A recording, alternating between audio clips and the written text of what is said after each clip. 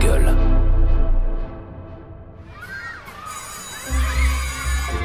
Quand j'étais petite, je voulais être... Quand j'étais petit, moi, quand j'étais petite, je voulais faire... Alors, moi, quand j'étais petite... Petit, moi, je voulais être... J'ai toujours eu envie. Petit, je voulais être... Contrepétriment parlant, il est pas triste, le con. Alors non, plus besoin de présenter le réalisateur, celui qui compte à sa filmographie plus de 30 longs métrages, de Les WC sont fermés de l'intérieur, au tout nouveau Maigret, en passant par Ridicule, Tandem, ou encore La fille sur le pont, pour ne citer que. J'aurais pu ajouter Les Bonzés, mais j'ai oublié. Bref, plus besoin de présenter celui qui fut aussi dessinateur pour le magazine Pilote, réalisateur de nombreux spots publicitaires, mais aussi metteur en scène, scénariste ou encore romancier. Mais qui connaît les premières heures sombres passées dans les cinémas tourangeaux par ce jeune Zébulon passionné du 7e art depuis la première heure? Oui, qui connaît la trajectoire hyper métrope de cet hyper actif, hyper attachant, hyper de famille également? Eh bien vous, j'espère, après avoir écouté cet entretien avec Patrice Lecomte. Bonjour Patrice. Bonjour, très bien. J'adore ce petit texte d'introduction. Surtout les hyperactifs, hyper de famille. Je revendique ça. Hyperactif, c'est saoulant pour l'entourage, hein, franchement. Mais enfin, est-ce que c'est mieux d'être un glandeur? Est-ce qu'on a envie de vivre avec une limace? Donc, il vaut mieux être hyperactif, quoi. Même si c'est saoulant. La question, c'est est-ce que vous l'étiez d'entrée? Oui et non. D'entrée, je ne sais pas si au stade de l'échographie, j'étais déjà hyperactif. Je ne sais, il aurait fallu demander à ma mère si je donnais des coups de pied dans son ventre. Sans doute que oui. Mais quand j'étais enfant, j'étais assez actif. J'étais un mélange. J'étais assez actif, oui, parce que j'aimais bien faire des trucs, quoi que ce soit. Mais j'étais assez rêveur. Parfois solitaire, c'est-à-dire que la solitude ne me déplaisait pas. Je pouvais passer des journées entières soit à travailler pour faire mes devoirs, évidemment, mais soit à inventer des histoires, à écrire des petits textes. Après, il y a la puberté, l'adolescence, donc on écrit de la poésie, bien sûr, navrante, forcément. J'ai fait beaucoup de maquettes, été très attentif, minutieux, solitaire, mais pas solitaire malheureux. La solitude, c'est un truc affreux quand on est condamné à la solitude. Mais la solitude, c'est délicieux quand on sait qu'on n'est pas seul dans la vie. C'est toujours pareil. On va évidemment revenir sur pas mal de ces étapes, mais on va commencer, si vous le voulez bien, par le commencement, ce fameux 12 novembre 1947. On est dans le 20e arrondissement de Paris. C'est un dimanche. Que vous a-t-on raconté d'autre sur le jour de votre naissance? Ce qu'on m'a raconté d'autre, c'est que on m'a pas raconté grand-chose sur le jour de ma naissance. Je sais que j'étais un bébé assez volumineux, donc j'ai dû faire souffrir ma maman pour l'éjection, mais bon, et j'ai été pendant toute ma première enfance et même la petite enfance, appelons ça comme ça, j'étais un peu rondouillard. J'étais pas un petit gros, faut pas dire, oh, si, un petit gros. Je vous montrerai des photos. Et la seule chose, non pas dont je me souvienne, évidemment, mais qu'on m'a raconté, c'est que effectivement la naissance était dans le 20e et que ma mère me promenait en landau au cimetière du Père-Lachaise. Donc, a priori, je devrais connaître le Père-Lachaise comme ma poche.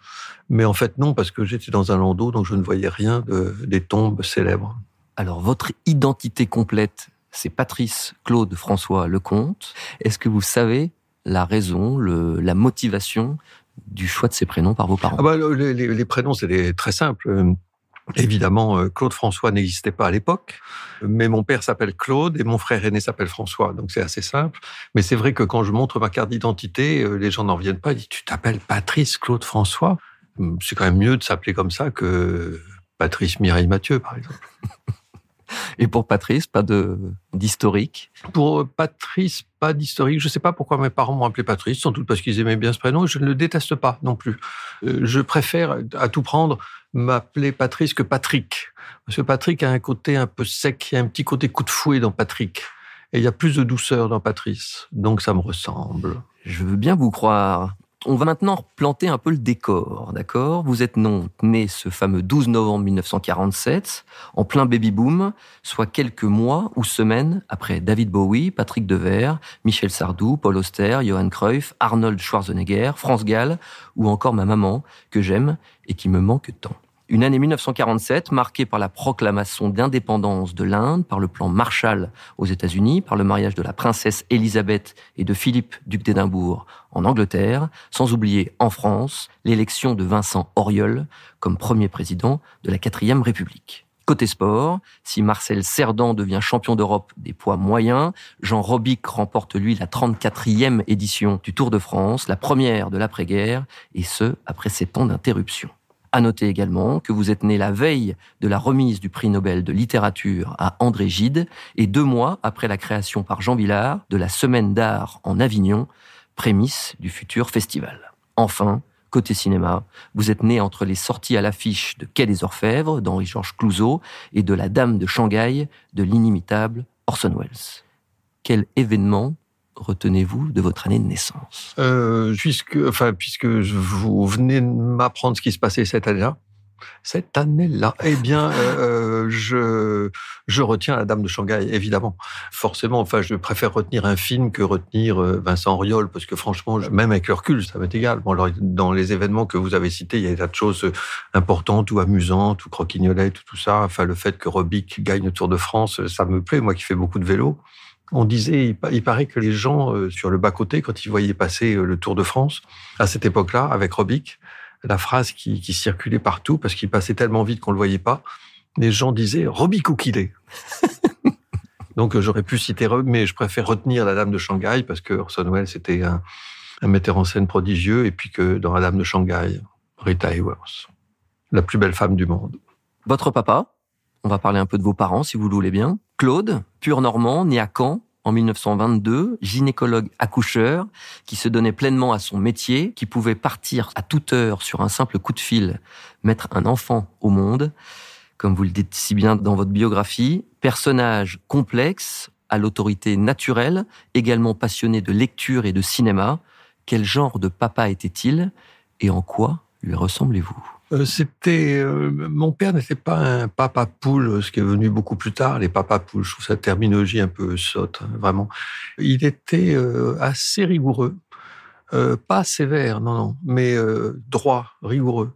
Peut-être qu'il m'a communiqué cette forme de rigueur, et encore, c'est pas sûr. Parce que quand les parents sont comme si, on a parfois envie de prendre le contre-pied.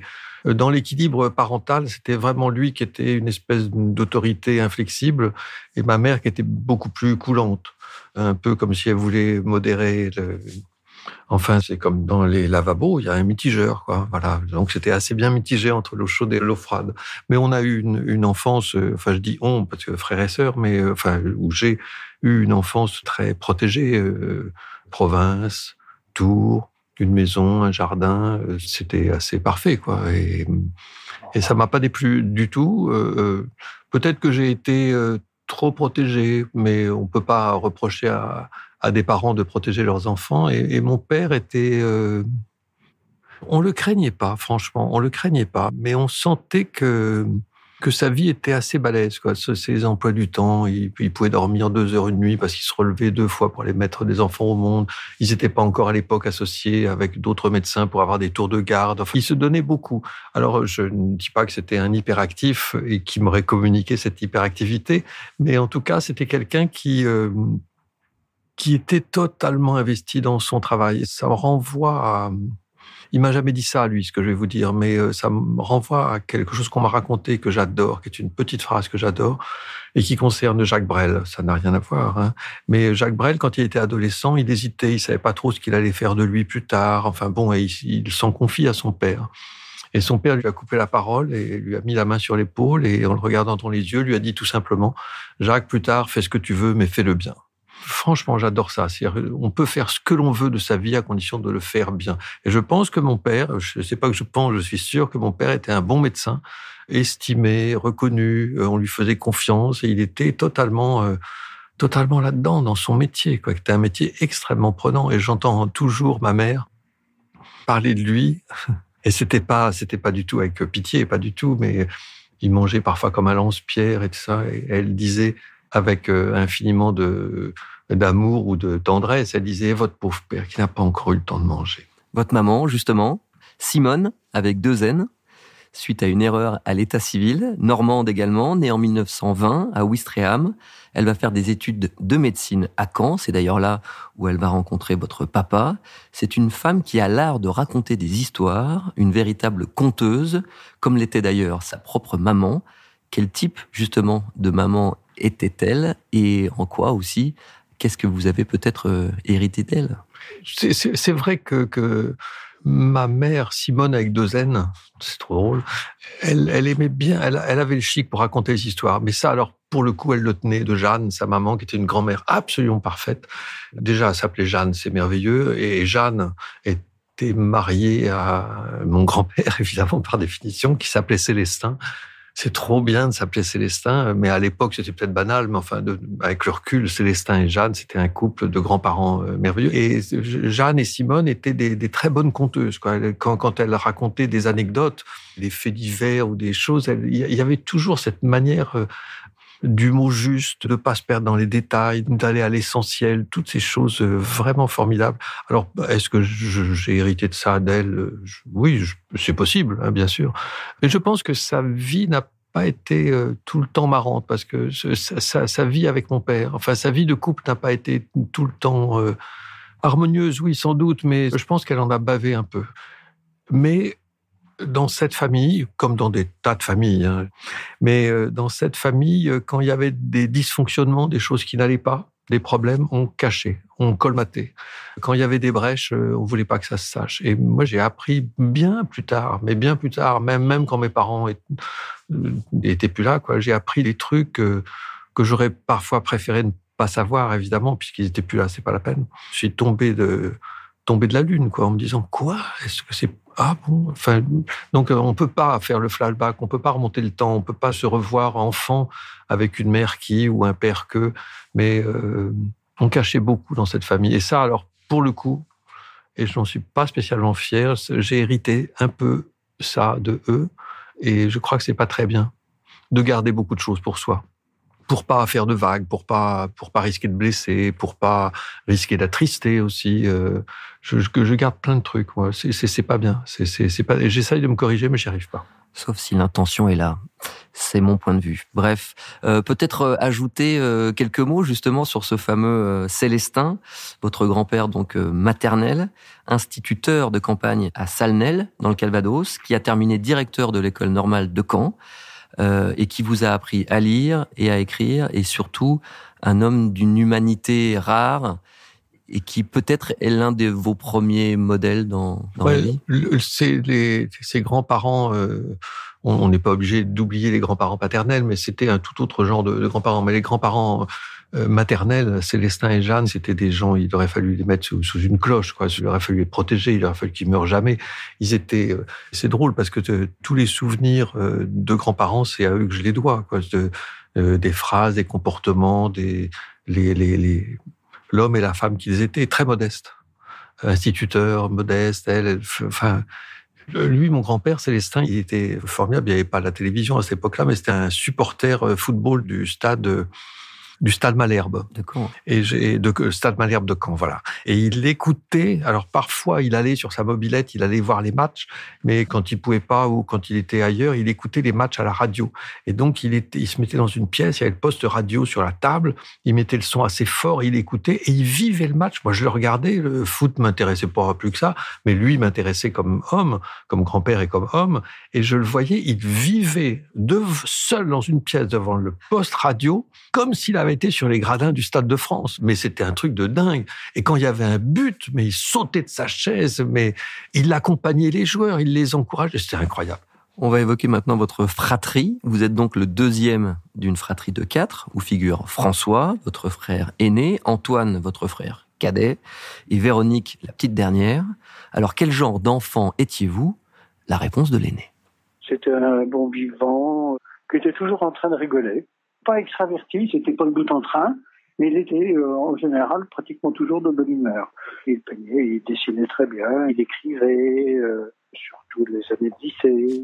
C'est bien que François conserve de moi le souvenir d'un frère cadet de bonne humeur, mais c'est vrai que j'étais pas forcément rigolo, encore que, mais j'étais assez rieur, c'est-à-dire que j'étais pas du tout Après, plus tard, quand on grandit, une espèce de spleen à la con qui vous envahit, et puis on se la joue, on essaye d'être quelqu'un d'autre. Mais quand on est nature et quand on est enfant, j'étais assez drôle, oui, je crois, je faisais marrer les adultes. Mais je sais, c'est sans doute une question de nature, hein, bien sûr. Mais c'est aussi parce que comme j'étais petit, quand j'étais enfant, donc j'avais une taille normale, mais comme j'étais rondouillard, quand vous êtes un petit gros, il vaut mieux avoir d'autres armes que le regard profond de Rudolf Valentino pour amuser, séduire. Donc, je m'employais à faire marrer les gens. Et ça m'est resté tout le temps un peu...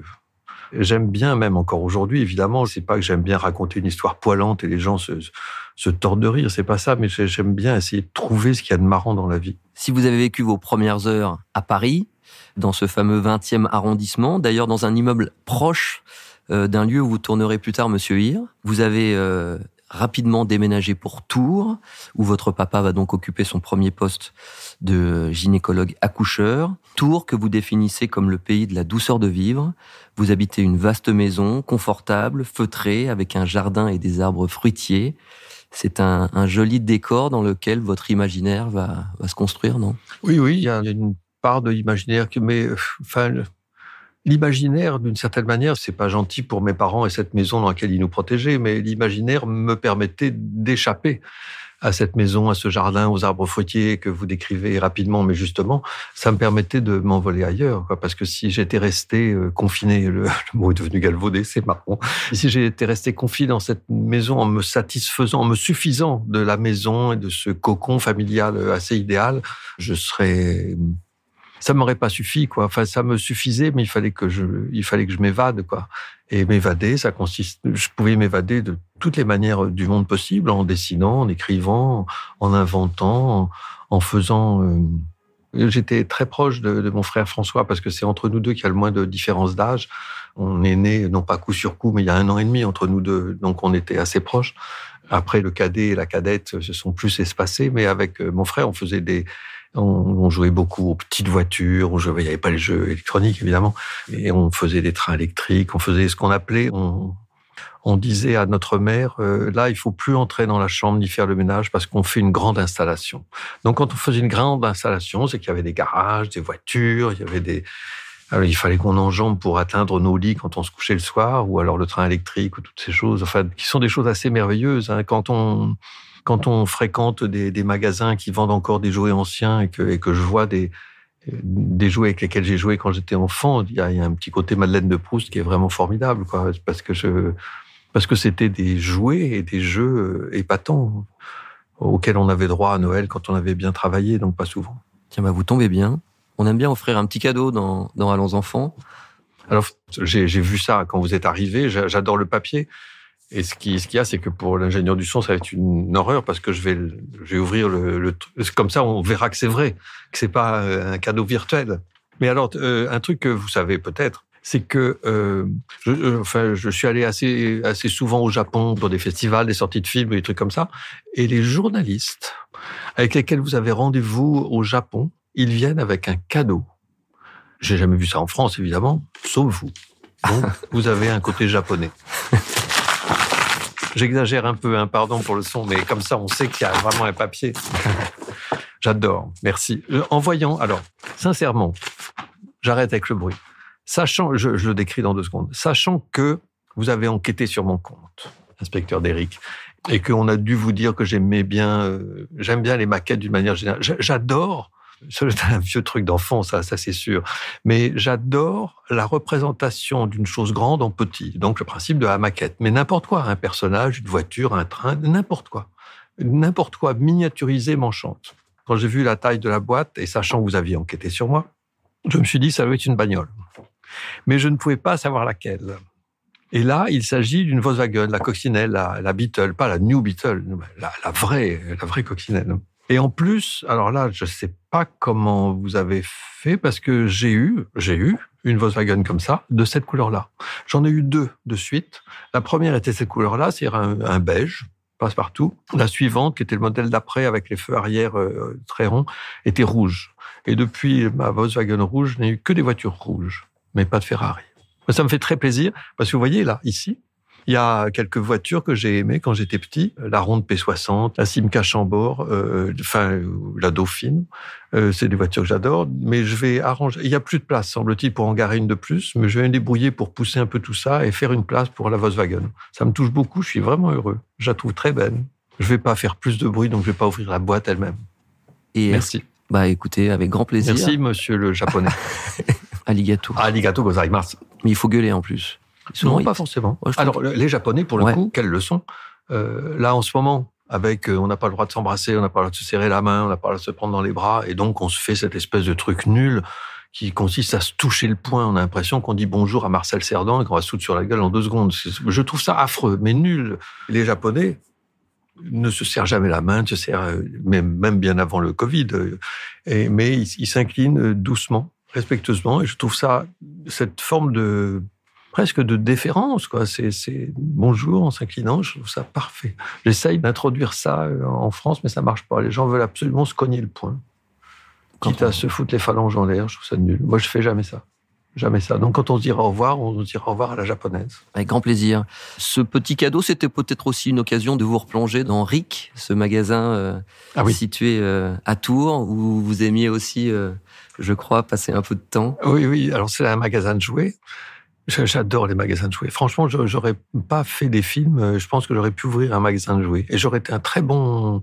J'aurais testé tous les jouets. J'aurais pu conseiller les gens. Enfin, et d'ailleurs, il y a une anecdote à ce sujet, mais bon, on va pas... Faites.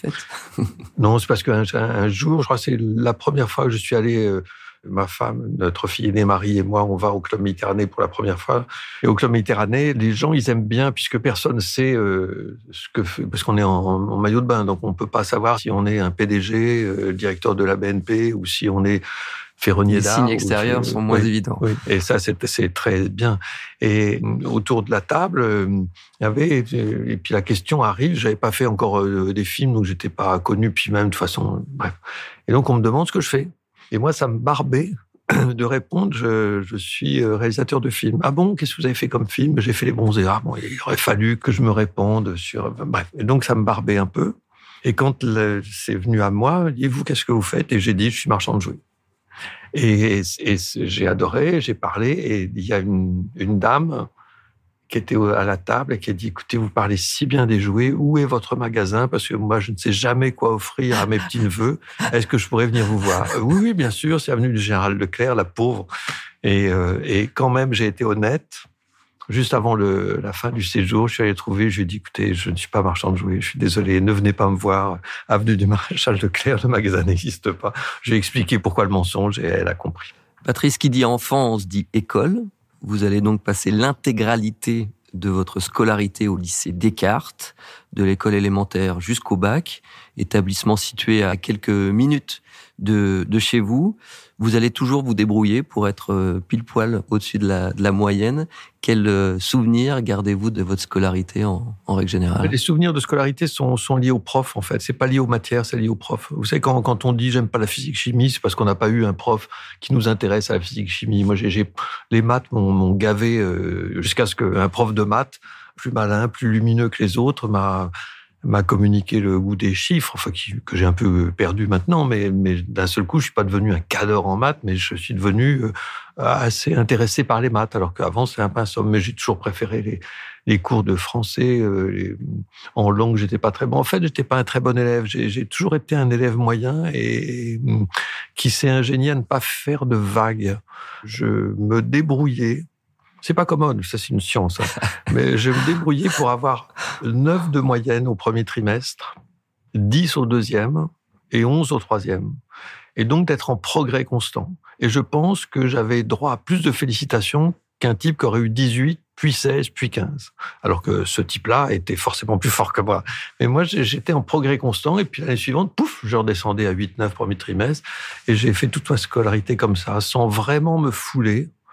Mais en étant consciencieux quand même. Enfin, j'étais un élève discipliné. J'ai pratiquement jamais eu de colle, de retenue, de conseil de discipline encore moins. Non, j'ai fait mon petit bonhomme de chemin de lycéen, mais sans vraie passion, quoi. Si, j'aimais bien les cours de dessin, évidemment. C'était drôle parce que on avait eu un prof de dessin qui avait vraiment un goût de chiotte et qui s'appelait Monsieur Poletti, on peut le dire, parce qu'il paie à son âme, sûrement. Et on trouvait que ce qu'il nous faisait faire n'était pas très intéressant. Et on a appris un jour que il arrondissait ses fins de mois ou ses fins d'année en peignant les Pères Noël à la période de Noël dans les vitrines. C'est les trucs faits à la gouache, là, à l'envers.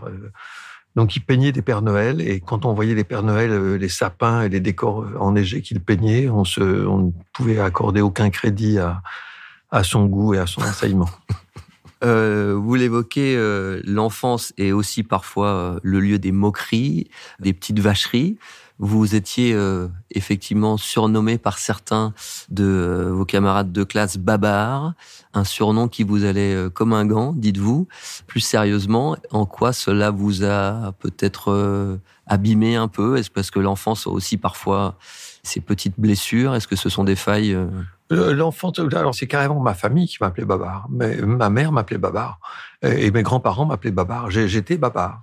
Et c'est là où vous avez raison, c'est qu'il y a des choses, on n'y prend jamais, on n'y prend pas garde avec les enfants, mais il y a des choses, même un petit bout de phrase ou une réflexion, parfois il y a des choses qui vous blessent beaucoup plus profondément que la vraie valeur de la phrase en question, et ce sont des blessures qui mettent souvent un temps fou à cicatriser et qui reviennent. Alors on n'est pas là pour s'allonger sur un divan et puis vous allez pas prendre des notes sur un carnet en faisant non, pas du tout. Mais je sais que le fait d'avoir été un peu rondouillard quand j'étais petit, ça me foutait des complexes vraiment encombrants, quoi. À la plage, par exemple. En plus, mon frère François, qu'on a entendu tout à l'heure, lui était sportif, mince, il pouvait manger n'importe quoi, il grossissait pas d'1 kilo. Moi, j'étais très gourmand et j'étais rarement rassasié. Sur un plan purement diététique et calorique, j'étais une catastrophe ambulante. Et comme souvent, vous faites rien pour contrecarrer ce système, c'est-à-dire que vous souffrez d'un truc. Enfin, vous souffrez. Oui, ça me plaisait pas d'être gros. Ça m'a amusé un peu au début, et puis après, quand on grandit, ça commence à être chiant d'être gros, quoi. Enfin, j'aimais pas ça. J'aimais pas ça, mais je ne faisais rien pour battre en brèche ces calories qui s'accumulaient. Et il est vrai aussi que ma mère, Simone avec 2 N, faisait très bien la cuisine. Après, quand elle avait plus le temps parce qu'elle travaillait, à l'accouchement sans douleur. Alors, il y avait une cuisinière à la maison qui venait régulièrement à midi pour faire le repas de midi, et ces gens-là cuisinaient. Enfin, on n'était pas dans la nouvelle cuisine, quoi. Par exemple, je peux pas vous donner la recette des escalopes lorraines, mais c'est du lourd, quoi. Et de cette petite faille, entre guillemets, vous en avez fait une force, justement, en étant capable de raconter des histoires, d'être celui qui faisait un peu aussi marrer les autres, non? Oui. On est obligé de trouver d'autres artifices pour intéresser autrui. C'est-à-dire que comme on peut pas être le pestiféré, on n'est pas pestiféré parce qu'on est rond, faut pas charrier, mais on le vit d'une manière. Il y a une mise à l'écart, mais surtout quand arrivent les filles. Alors le lycée Descartes, moi, c'est l'année où j'ai terminé le lycée Descartes que le lycée est devenu mixte.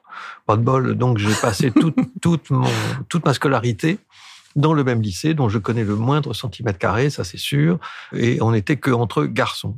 Mais malgré tout, après, quand on grandit, donc il s'agissait pas d'épater les filles qui étaient dans la même classe, puisqu'il n'y avait pas de filles dans la classe, mais c'est au moment de la puberté, et après, c'est-à-dire quand on commence à se rendre compte que c'est pas en étant gros et rigolo qu'on va séduire.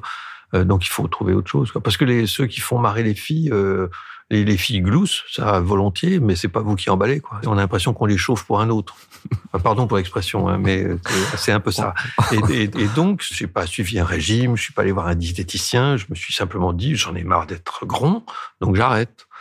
Mais j'ai une volonté d'acier, moi. Vous parliez tout à l'heure de votre peut-être absence de passion, c'est évidemment faux, puisque le cinéma va rapidement occuper une place assez importante dans votre vie, et ce, en grande partie grâce à votre père, grand amateur donc de cinéma, avec qui vous alliez souvent voir des films, sans oublier, évidemment, ce fameux rendez-vous incontournable et précieux dont nous parle parfaitement François. Il y avait un tour à cette époque, il y avait un événement très important, le festival du court-métrage, qui se passait en janvier, dans les années 60. Ça durait 4 jours, c'était matin, midi et soir. Nous avions l'autorisation de sécher les cours pour assister à toutes les séances. Et ça nous a permis de découvrir les premiers films de tout un tas de gens, que ce soit Godard, Chabrol, Polanski, René, Marqueur, Tous ces gens-là commençaient par des courts-métrages, et on a vu tous les premiers films de tous ces gens-là, Truffaut et compagnie, alors qu'ils étaient de sombres inconnus. Et c'était assez passionnant de voir ce qu'ils sont devenus ensuite. Oui, c'était vrai. Ce qu'il dit est vrai, c'est vrai. Alors là, pour le coup, que peut-être que si mon père avait été pilote de Formule 1, je serais devenu pilote de rallye. Je sais pas. Ou s'il avait été commandant d'avion, je serais devenu steward, je sais pas quoi. Mais bref, mon père était médecin, mais j'avais aucune envie de devenir médecin. En revanche, ce qu'il m'a communiqué, c'est sa passion, qui était son loisir favori. En plus de la lecture, c'était le cinéma. Et c'est vrai qu'il nous a beaucoup emmenés au cinéma, dans des ciné-clubs, pour voir des films qui me barbaient parce que j'étais trop jeune pour les apprécier, mais on allait au cinéma normal aussi, hein, dans ces salles de cinéma de Tours qui portaient des noms parfaits, quoi. L'Olympia, le Rex, le Caméo, le Luxe, enfin, comme dans toutes les villes, évidemment. Et ce que dit François est juste, c'est que mon père, ce festival du court-métrage était un événement très important à Tours. Mon père, lui, de son côté, rayait ses rendez-vous, c'est-à-dire que ces jours-là, il prenait aucun rendez-vous, il n'y était pour personne. Les femmes pouvaient accoucher toutes seules et se couper le cordon ombilical avec un couteau de cuisine. Enfin bref, qu'elles se débrouillent. Donc il fallait pas accoucher pendant les 4 jours du festival du court-métrage. Et alors effectivement, il a raison, François, on avait le droit de pas aller au lycée.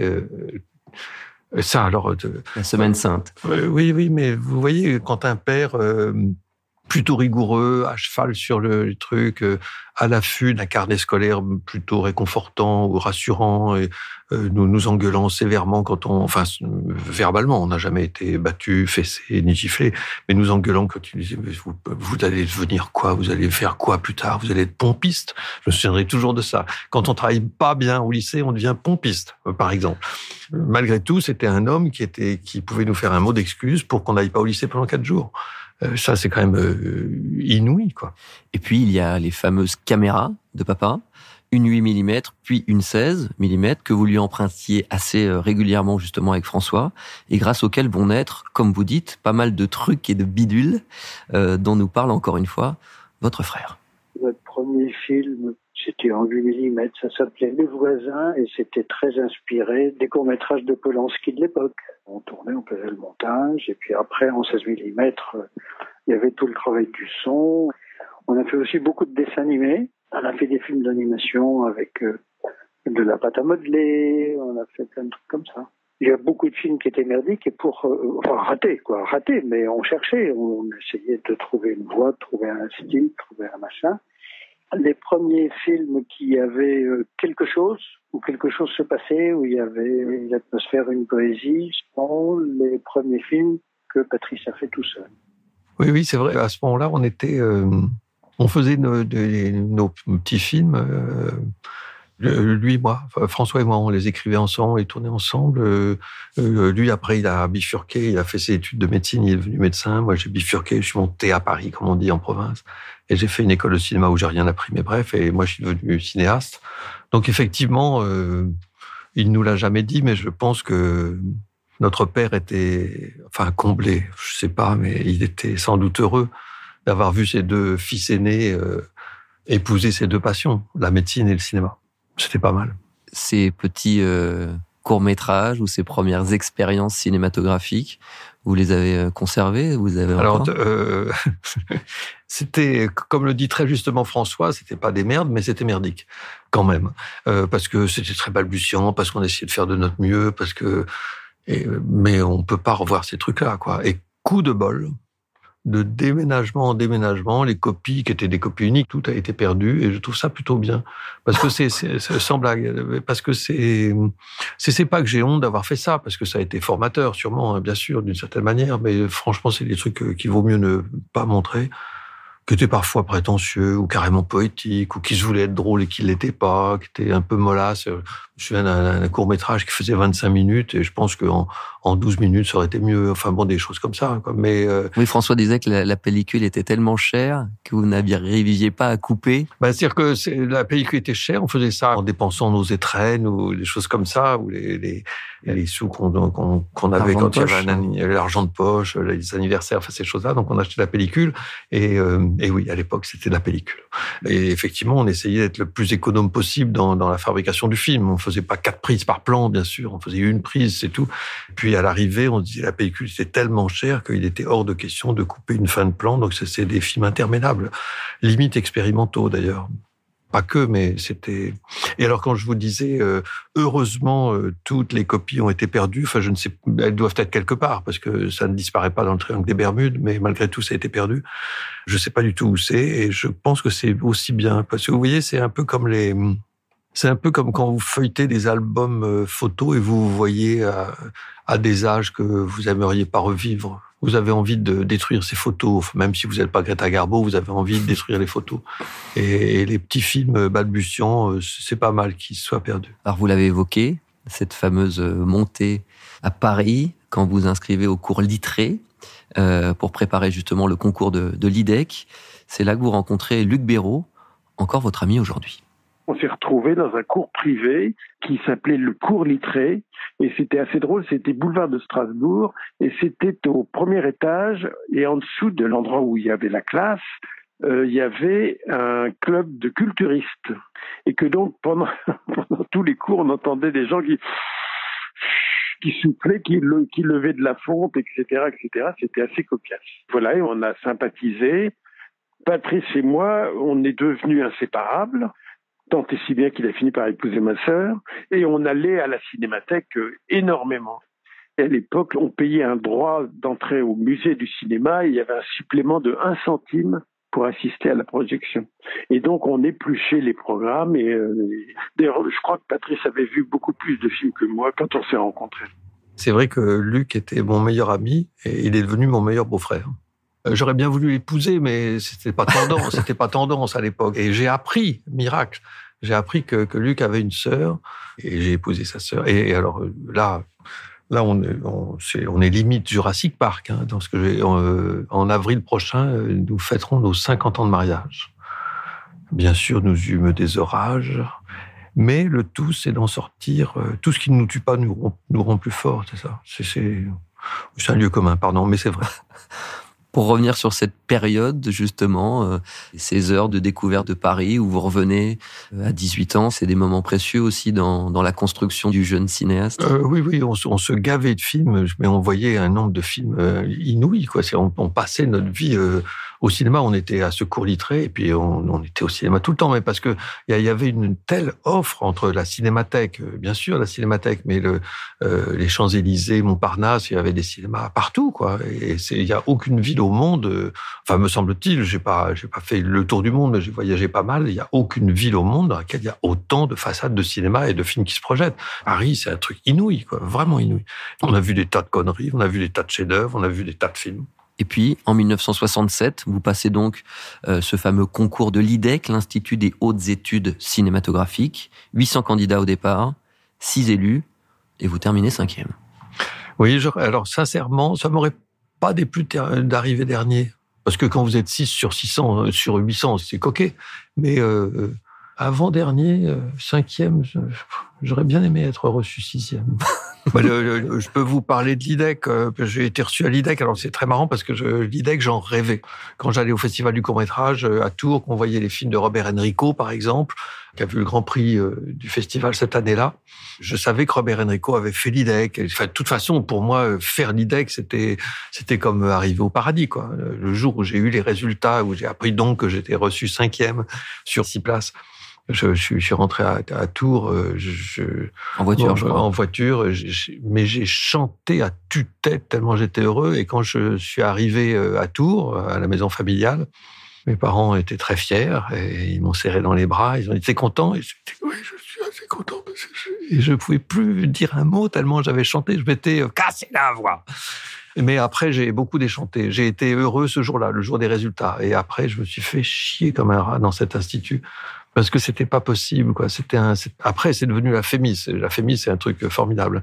Mais l'IDEC, c'était un vieux machin poussiéreux. C'est affreux. Vous vous rendez compte, enfin, je sais pas si ça va vous dire quelque chose, mais le prof qui nous faisait les cours de réalisation, si tant est qu'on puisse faire des cours de réalisation, nous avait, déjà, lui, sa vraie fonction, il n'était pas un réalisateur qui tournait des longs métrages, c'était un type qui était réalisateur à la télévision scolaire. Ça vous dit rien, ça, évidemment, mais c'est un petit peu comme si le type qui réalise des chiffres et des lettres nous donnait des cours de réalisation.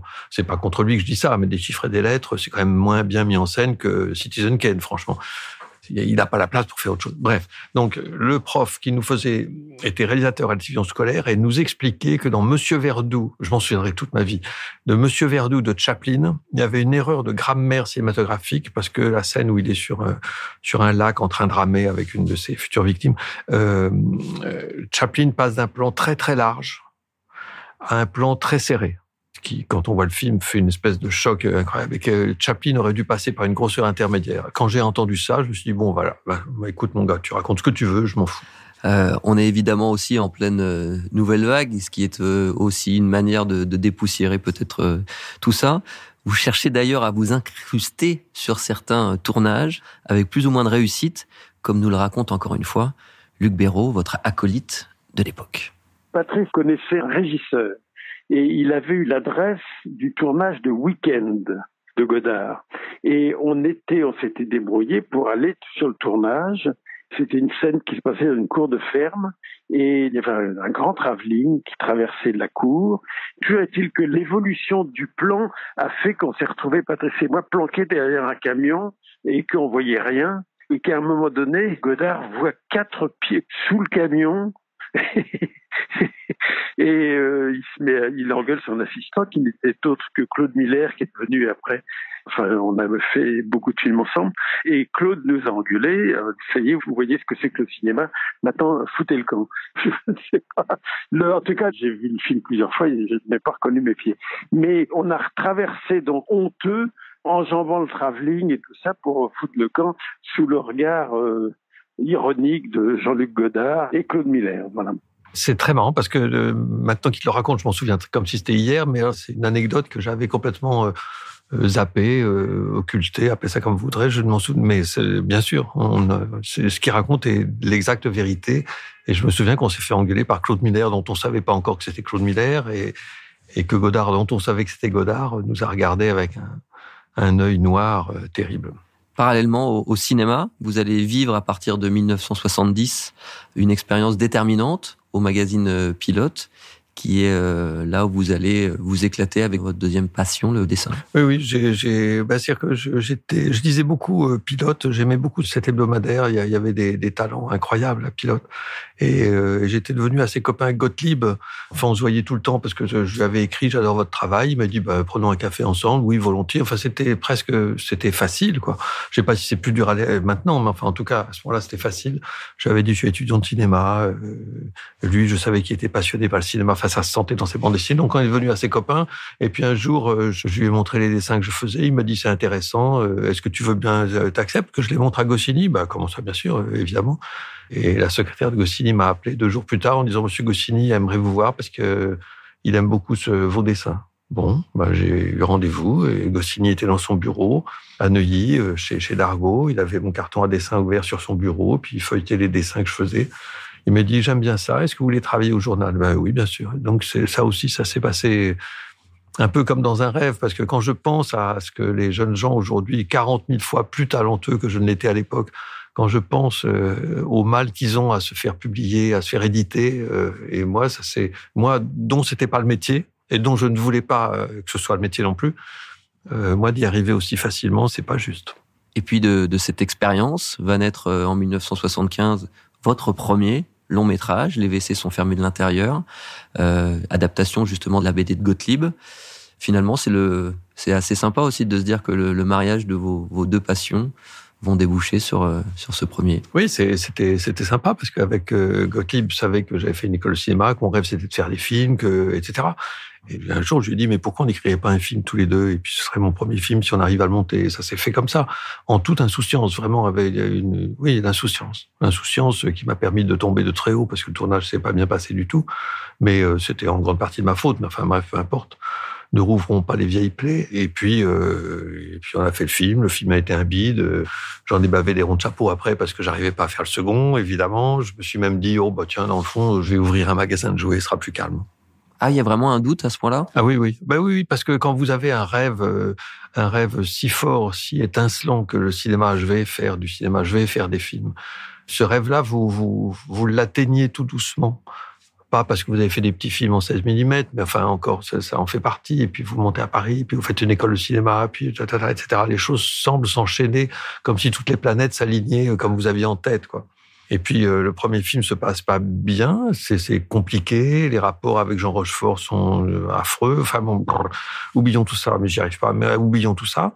Et je me dis non, j'ai rêvé à côté de la plaque. C'est-à-dire que mon rêve de cinéma, c'est pas un bon rêve, quoi. Ou si c'est un bon rêve, mais c'est pas un rêve pour moi. Non, mais c'est pas vrai. J'ai pas rêvé d'ouvrir un magasin de jouets.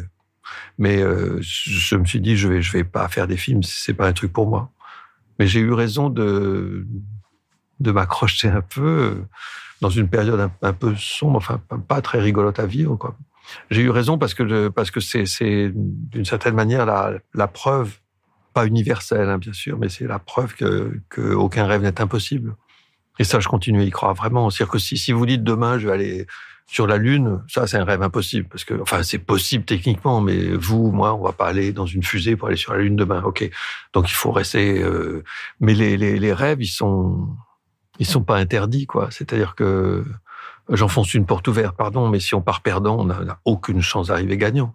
Donc il faut mieux partir gagnant, quitte à être déçu, quitte à vivre des désillusions, quitte à dire ah bah crotte, merde, mon rêve s'est pas réalisé. Mais être l'artisan de ses propres rêves, c'est un truc, c'est très enthousiasmant, quoi. Alors ça tombe bien que vous parliez de tout ça parce que justement, vous allez ensuite faire la carrière qu'on vous connaît et dans Allons enfants.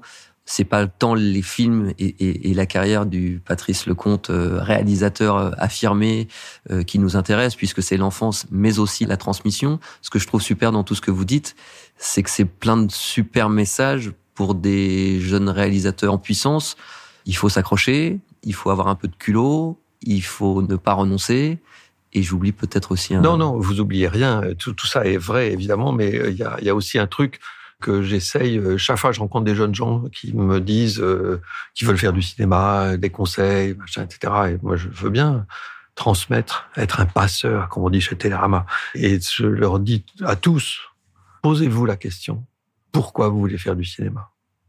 Tant que vous n'aurez pas répondu d'une manière personnelle, un truc qui appartienne que à vous et pas aux autres, tant que vous n'aurez pas répondu de manière intelligente, sensible et personnelle à cette question, continuez à vous la poser. Ne l'abandonnez pas, ce rêve, mais continuez à vous la poser tous les matins quand vous brossez les dents dans la glace, vous regardez dans la glace et vous vous dites pourquoi je veux faire du cinéma. Je dis à ces jeunes gens, me répondez pas maintenant, c'est pas une réponse qu'on peut trouver comme ça, parce que sinon vous allez me répondre, parce que c'est chic le cinéma, ouais, c'est pas mal. Mais non, c'est pas ça que j'attends. Posez-vous la question. Alors généralement, quand je dis ça, parce que c'est vachement important, je trouve vraiment savoir pourquoi on veut faire les choses, que ce soit du cinéma ou autre chose, peu importe. C'est important de savoir pourquoi on veut faire les choses. Et généralement, quand je dis ça à des jeunes gens qui veulent faire du cinéma, ils me disent, bon, et alors, et vous? Pourquoi vous faites du cinéma? Je sais qu'on va me poser cette question. Puis de toute façon, je sais que j'ai su répondre à cette question il y a longtemps. Alors, je réponds, ce qui est vrai. Je fais du cinéma pour partager mes émotions. Il y a que ça qui m'intéresse. Mais vraiment que ça. Ça semble un peu prétentieux quand c'est dit comme ça, mais bon. C'est de pas garder ça pour moi. Justement, moi qui ai été élevé dans une famille qui gardait beaucoup les choses, est une famille émouvante, qui cachait pas ses tristesses ou ses joies, ça bien sûr. C'est pas une famille austère, mais c'est une famille qui cachait beaucoup, qui colmatait beaucoup. Parfois, je suis comme une piscine à débordement, il y a des choses qui me submergent et que j'ai pas envie de garder pour moi. Et faire du cinéma, ça permet justement, c'est pas un exutoire, hein, c'est pas pour que je tourne plus rond, c'est pas ça, c'est le fait d'être très partageur, en fait. C'est marrant que vous parliez de ça parce que j'ai dit que je parlerais pas de la carrière en tant que telle, mais on est obligé d'avoir un petit mot sur la dernière rencontre parce que, évidemment, ça fait partie, j'imagine, des choses sur lesquelles vous aviez aussi de l'envie. Vous vous étiez reniflé, comme vous dites. Non, alors c'est curieux parce que, bon, évidemment, vous parlez de Gérard Depardieu. Gérard Depardieu, on se connaissait pas hein, avant de faire ce film. On avait dû se croiser vaguement et rapidement 2 fois dans notre vie. Mais je savais très bien qui il était, puisque je vais au cinéma beaucoup. Et lui, qui est assez cinéphile, il savait très bien qui j'étais. Ils savaient très bien les films que j'avais faits. Peut-être pas tous, mais ils savaient. Mais j'avais pas, sincèrement, j'avais pas chevillé au corps cette idée, un jour, il faudra que je fasse un film avec Depardieu. Non, je savais que si une jolie occasion, et même carrément une très belle occasion se présentait, alors je la laisserais pas passer. Mais je me suis pas forcé, c'est-à-dire que si j'ai fait Maigret, c'est pas en me disant, tiens, voilà un truc formidable pour Depardieu. Bon, mais il se trouve que j'ai eu envie de faire Maigret, pour des raisons qui appartiennent un peu à l'enfance et à l'adolescence d'ailleurs, et je me suis dit, c'est l'occasion rêvée. Et ça a été un rêve. C'était ma question, effectivement, sur la connexion. Simenon, ça faisait partie, j'imagine, de vos lectures d'enfants aussi. Et puis, il y a toujours ce rapport de la relation, justement, dans beaucoup de vos films, entre deux personnes. Et là, ce rapport aussi un peu différent entre cette jeune fille et... Oui, c'est très juste. Et alors, quand vous parlez de Maigret, que ça remonte à des lectures, et ces lectures-là, donc comme ça, la boucle sera bouclée. Ces lectures-là, je les dois à ma grand-mère maternelle, Jeanne. Quand mes grands-parents maternels venaient nous garder à Tours, parce que mes parents partaient en voyage en Sicile ou que sais-je, pour s'aérer un peu, se parfumer la vie, alors mes grands-parents maternels, c'est eux qui venaient nous garder. J'adorais ces moments-là. Et ma grand-mère, Jeanne, elle lisait Maigret. Elle lisait pas les Simenon, elle lisait Maigret. Mes premières lectures de Simenon, ça a été Maigret parce que quand elle avait terminé un Maigret, je le lisais. C'est des lectures adolescentes, quoi. Et ça m'a jamais vraiment quitté. Alors après, j'ai lu Simenon. Quand j'ai compris qu'il n'écrivait pas que Maigret, cet homme-là, et qu'il avait le talent de faire des choses formidable. Simenon m'a jamais vraiment quitté, quoi. Enfin, de loin en loin, je relis pas, je lis.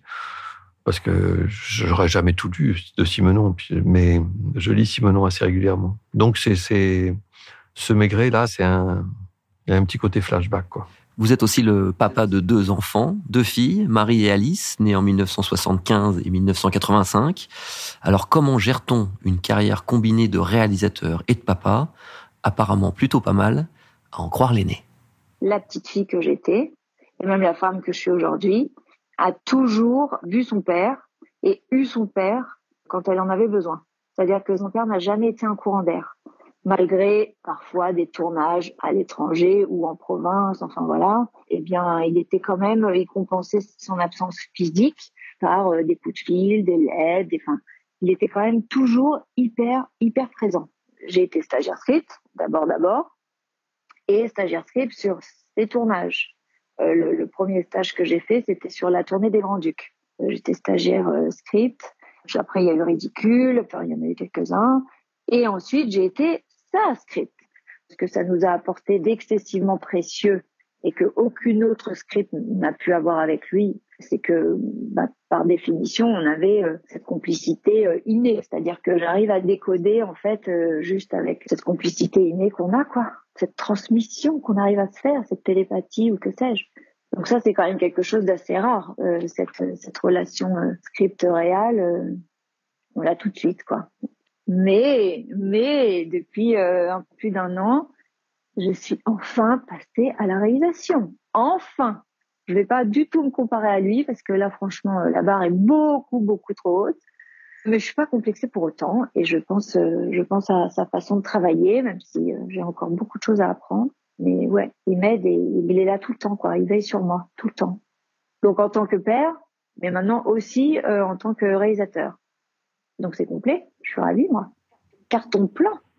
Je suis touché, j'avais larmes aux yeux au début parce que, enfin, je les ai encore, mais parce que ce qu'elle dit c'est merveilleux, quoi, d'avoir une fille et puis la deuxième, Alice, je crois qu'elle pourrait dire la même chose.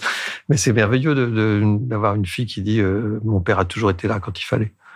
Qu'est-ce qu'on peut rêver de mieux des parents qui soient là quand il faut? Mais on pourrait être plus là encore. Hein. Mais alors, il y a eu un truc. Alors, Alice, la numéro 2, elle est déco. Et j'ai fait des films. On s'entend très, très bien. J'adore ces filles-là. Elles sont vraiment épatantes. Et on s'entend très bien. Et il y a pas de... Enfin, il y a de temps en temps, ça couine un peu. Évidemment, c'est la moindre des choses. Mais vraiment, il y a énormément de confiance et de connivence, ou de complicité. Et Marie, elle a été... script, et puis comme elle a été très demandée à droite à gauche, elle était plus jamais libre quand je faisais des films, mais elle a été script sur 2 ou 3 de mes films quand même, et Alice, elle a travaillé sur 2 ou 3 de mes films aussi, mais j'avais un petit rêve, aucun rêve n'est impossible, mais celui-là c'est cuit, c'était au moins sur un film de les avoir toutes les 2. pour qu'on soit ensemble à faire du cinéma. Et ça n'a jamais été synchrone. Ça a été soit Marie comme script, soit Alice à la déco. Puis maintenant que Marie, elle est réalisatrice, ça n'arrivera jamais. Ça, on ne sait pas encore. Mais le caractère inspirant de papa, ou plutôt patin, a aussi fonctionné sur Alice, votre fille cadette. Je suis assistante de chef décorateur et décoratrice et que j'ai su très vite que je voulais faire ça, et c'est en mettant les pieds sur le plateau et en studio du Mari de la coiffeuse. Et pour ça, Mari de la coiffeuse, je crois que j'avais 5 ans, 6 ans. Et de voir ce décor m'a fascinée, et je pense que là où il m'a influencée, c'est plus dans ce qu'on a pu partager dans les activités extrascolaires. Enfin, le dessin, les maquettes, le bricolage, regarder les choses, l'observation. C'est ça qui m'a transmis, de s'intéresser à tout. Écoutez, je suis comblé. J'aurais été vraiment ballot de vous dire non, on va pas faire cette émission, parce que ce que vous me proposez, c'est des choses. Parce que vous savez, là non plus, nos enfants, nos filles, elles sont pas secrètes. Mais il y a des choses que l'on dit plus facilement au téléphone ou à un micro quand la personne n'est pas là en face. Et par exemple, quand Marie disait mon père, il a toujours été là quand il fallait, c'est un truc qu'elle m'a jamais dit. Elle m'a jamais remercié de ça, mais j'ai pas besoin qu'elle me le dise parce que ça se sent, ces choses-là. Et de la même manière, quand Alice décrit ce que j'ai pu lui communiquer, je lui ai pas communiqué avec un chausse-pied, je lui ai communiqué simplement par mon comportement.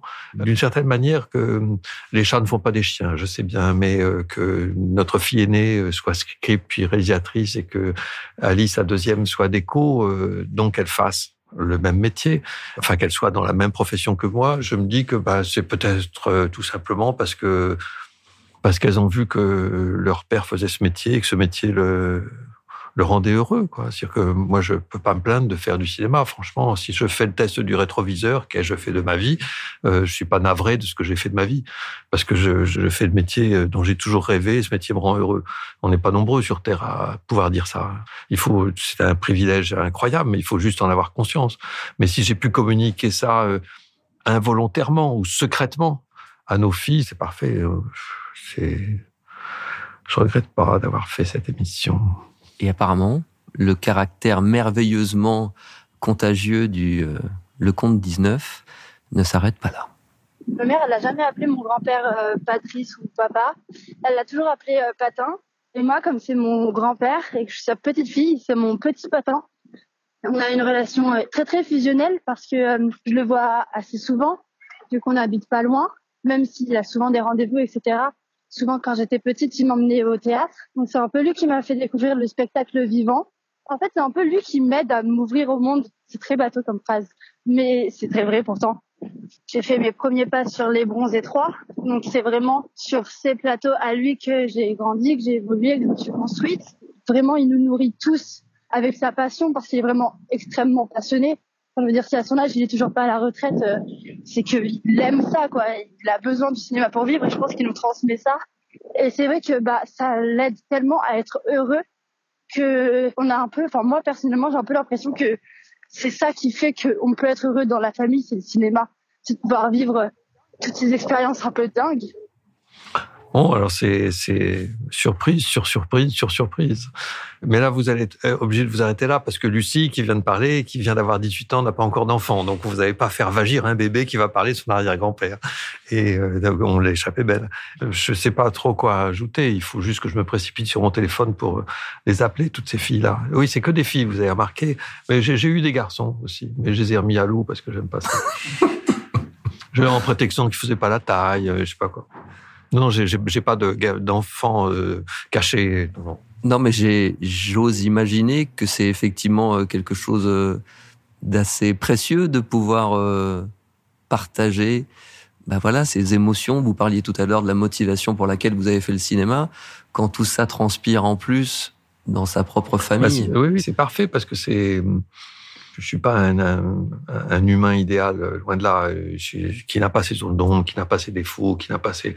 Bien sûr, et même d'une certaine manière, j'allais dire heureusement, parce que sinon la perfection est tellement chiante que c'est mieux de pas être parfait, ça m'arrange bien.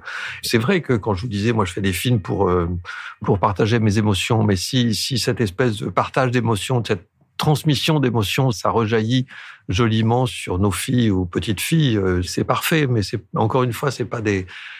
Il y a aucun volontarisme de ma part de transmettre, aucun. Il faut essayer le mieux possible, le plus possible, de vivre dignement ou joliment, et pour que ces joliesses séduisent des générations, enfin notre propre famille, et pour que des enfants et petits-enfants aient envie d'emboîter le pas à ces choses-là, quoi, de se comporter enfin, c'est dur à exprimer, mais parce que sinon on tombe dans quelque chose qui, moi, me fait un peu frémir, enfin, c'est d'être un modèle pour ces enfants. Quand c'est dit comme ça, dans une espèce de choses pompeuses, comme la vieille peinture Pompier, mais c'est pas ça. Je cherche pas à être un modèle pour mes enfants, mais en même temps, confusément aussi, bien sûr. Alors, on l'a compris, hein, vous êtes un hyperactif contagieux. Donc voilà peut-être un projet sur lequel il faudrait se pencher un peu. Moi, sur le cœur, c'est un scénar qu'on a écrit, mon mari et moi, qui est initié par notre vraie vie. À savoir, on est famille d'accueil pour le mécénat chirurgie cardiaque. Donc, on accueille, quand on peut, des enfants qui viennent donc d'Afrique pour se faire opérer à cœur ouvert de leur petit cœur malade. Et donc, on est là, nous, parce qu'ils viennent seuls, ces enfants, sans famille. Et nous sommes la famille de ce petit bonhomme ou de cette petite bonne femme pendant tout ce temps qui dure à peu près 2 mois. Voilà. Puis après, il repart chez lui, tout réparé. Ce projet serait l'opportunité, en effet, qu'on se retrouve sur un plateau réunis, ma sœur à la déco et mon père, qui serait cadreur. Il serait cadreur, il serait ma béquille, il serait mon conseiller artistique et technique, et il serait ce grand réalisateur qui m'aiderait à faire ce téléfilm dont je rêve tous les jours, mais que je ne range pas au fond d'un tiroir. Non. Un jour, j'y arriverai, un jour, on y arrivera, mais ce serait merveilleux. Ce serait merveilleux que ça nous donne l'occasion d'être ensemble pour faire ce joli film. Voilà. J'aime beaucoup, sincèrement, je suis pas objectif, mais en fait, si, j'aime beaucoup le scénario qu'elle a écrit avec Arnaud, son mari.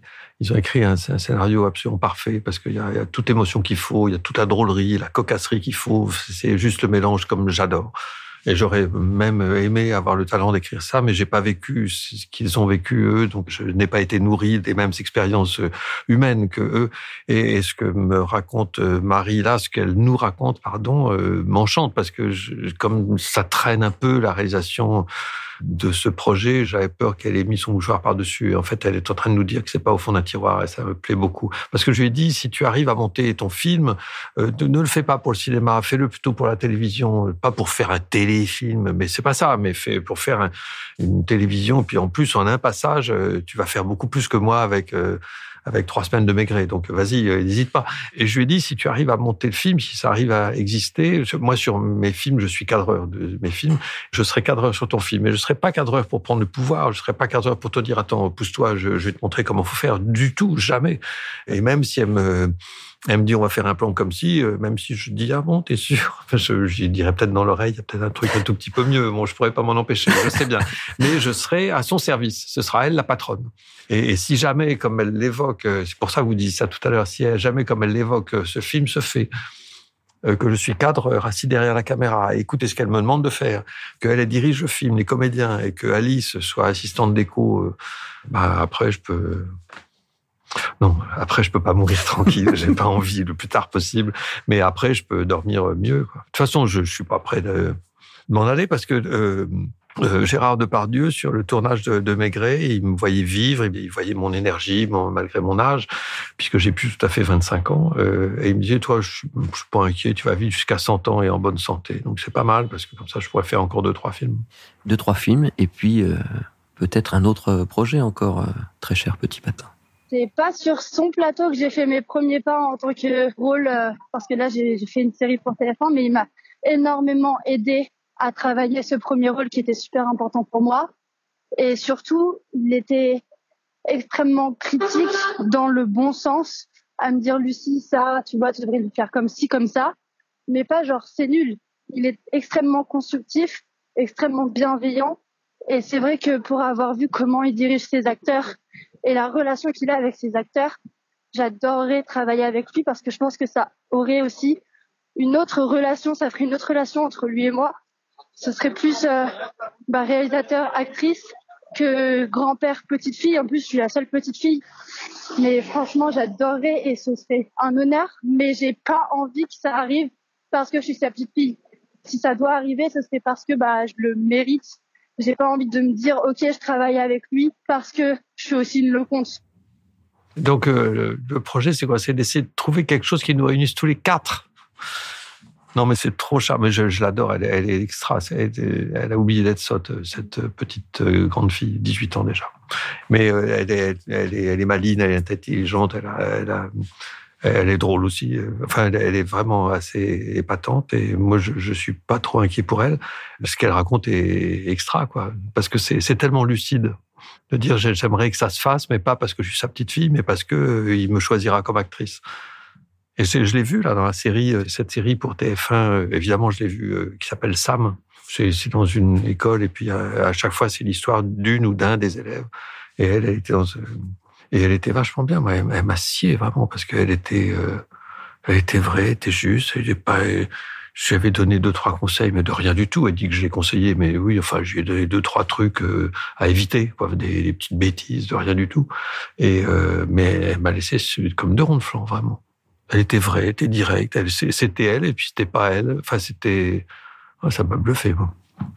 Patrice, on va arriver à la dernière question, la question un peu signature d'Allons enfants. Qu'auriez-vous envie de dire justement à ce jeune Patrice qui avait une petite dizaine d'années, qui était là ou au fond du jardin, au milieu des arbres fruitiers, ou au cœur de ce lycée Descartes, s'il était là maintenant face à vous? Je lui dirais, écoute, dans un premier temps, aie la volonté de perdre ces kilos qui t'emmerdent. Et tu peux y arriver. Ensuite, continue ton petit bonhomme de chemin. Termine le lycée, qui te barbe. Mais c'est pas grave, parce que ta vie commencera juste après. Et une fois que tu auras quitté le lycée, fais vraiment ce que tu veux. Des films, et fais-les bien. Un grand merci, Patrice, pour ce bon moment. J'ai adoré, moi. Merci, et allons enfants. Et sinon, il y avait Blumez en 8 lettres. Pas mal, j'adore. Ça me rappelle des trucs. Ouais, ça tombe un peu comme ça. Bon, alors, attendez. Si vous voulez, on peut faire en duo, ça va être un scoop terrible. On est tous les deux sur un télésiège et il tombe en panne. Et donc, on est obligé de chanter quelque chose. 3, 4. Quand te reverrai-je, pays merveilleux, où ceux qui s'aiment vivent à deux. Et puis là, on est obligé de sauter. Et alors, à 3, on crie comme Michel Blanc. 1, 2, 3. Ah! Merci.